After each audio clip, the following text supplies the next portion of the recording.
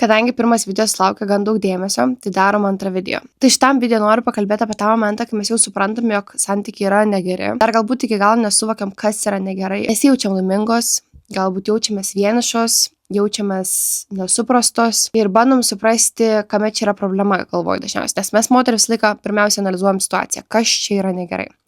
Ir mes galbūt turim savo jau pliusų minusų lentelės pasidariusios, galbūt yra minusų trigubai daugiau negu pliusų, bet vis tiek kažkodėl liekam tose santykiuose iki paskutinės minutės. Ir bent jau iš savo patirties, ką galiu pasakyti, tai jaučiu pats pavojingiausias dalykas yra ta viltis, jog kažkas pasikeis. Tiesiog kažkodėl durnai tikim, jog kažkas santykiuose pasikeis. Mes bandom iš savęs viską keisti, ką tik įmanoma, save pakeisti, savo asmenybę pakeisti, elgtis kitaip, šnekėti kitaip, žodžiu, viską padaryti kitaip, kad tik tam kitam žmogui tiktų.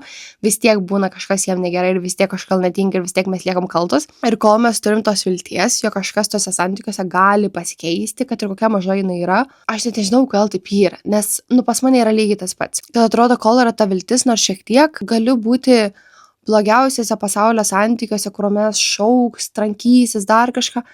Ir aš neįsiu lauk, ir aš nesuprantu, kodėl.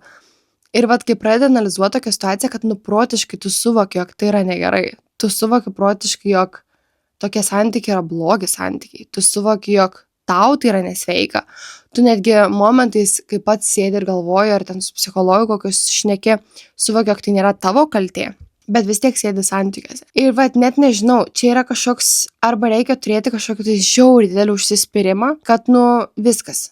Tašką dedu, nesvarbu, visa kita, visi tegu eikit, kur jūs norit, aš einu lauk iš tų santykių, iš tų toksik santykių, ieškoti savo geresnę gyvenimą, arba nuoširdžiai nežinau. Nes pavyzdžiui, kaip aš, tai jo, realiai iki tos paskutinės minutės tu išsėdi.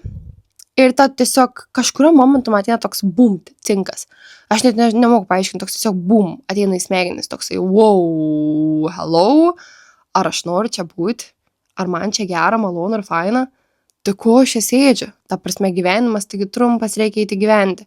Bet iki to laiko nieko.